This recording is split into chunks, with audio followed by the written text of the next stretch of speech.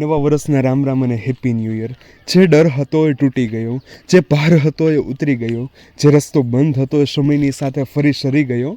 ગયા વર્ષે જે જોયું હતું હવે કરવાનો હિસાબ છે. આજ નવું વર્ષ તમારી જીતનો જવાબ છે.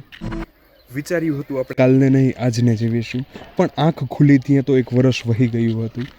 જે સંકલ્પો લીધા હતા, જે વિચાર્યું હતું એવું કંઈ થયું નથી, બરાબર ને?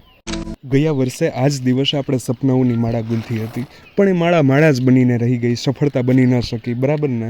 ઉમ્મીદ તો હતી, દિલમાં જુસ્સો પણ હતો, આગ પણ હતી, પણ આપણે જ આપણી જાતને કાબિલ ન બનાવી શક્યા, હે ને?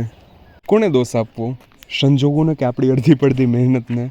સૌથી મોટું દુઃખ તો એ વાતનું છે કે મમ્મી પપ્પાના આશીર્વાદ તો આપણા સાથે પડછાયા જેમ સાથે હતા, પણ આપણે એમને ક્યાંક ને ક્યાંક ખુશી દેવામાં સક્ષમ ન રહ્યા, એમના ચહેરા પર સ્મિત ન લાવી શક્યા. ભટકી ગયા હતા, ક્યાંક સમય વધારે બગાડી દીધો હતો. જવાબદારીની વ્યાખ્યા આપણે ભૂલી ગયા હતા ગયા વર્ષે. પણ હવે બસ, હવે કોઈ બહાના નહીં. આ નવા વર્ષનું સૂર્યોદય માત્ર પ્રકાશ નથી, તમારા માટે એક નવી તક લાવ્યો છે. હવે સંકલ્પો ખાલી લેવાના નથી, સંકલ્પોને જીવવાના છે. જે ભૂલ ગયા વર્ષે કરી એ ભૂલને હૃદયના ઊંડાણમાંથી બાળીને રાખ કરી દો યાર.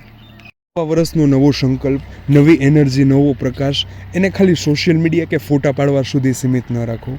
એને તમારા એક એક શ્વાસમાં વહેતો હોવો જોઈએ, તમારા લોહીના કણ કણમાં બસેલો હોવો જોઈએ આ સંકલ્પ. એન્ડ લિસન, આ વખતે કાબિલ બનવાનું છે, કોઈ એક્સક્યુઝ નહીં, રિઝલ્ટ આપવાનું છે. જેટલી વાર પડ્યા એટલી વાર તાકાતથી ઊભા થયા, દરેક ડાઘ મારી જિંદગીની વાર્તા કહેવા આવ્યા. આજે ફરીથી સૂરજ એ જ છે, પણ હવે હું એ નથી રહ્યો. દુનિયાને નહીં પણ મને ખુદને મારે સાબિત કરીને બતાવવાનું છે.